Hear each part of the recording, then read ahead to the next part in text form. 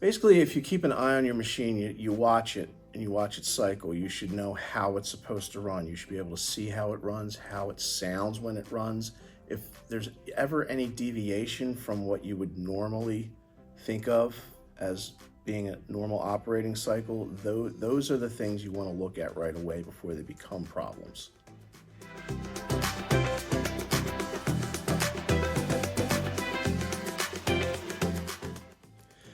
We invest in our technicians to make sure they have both factory training as well as hands-on training here at Wexler before they're out in the field working on anyone's equipment.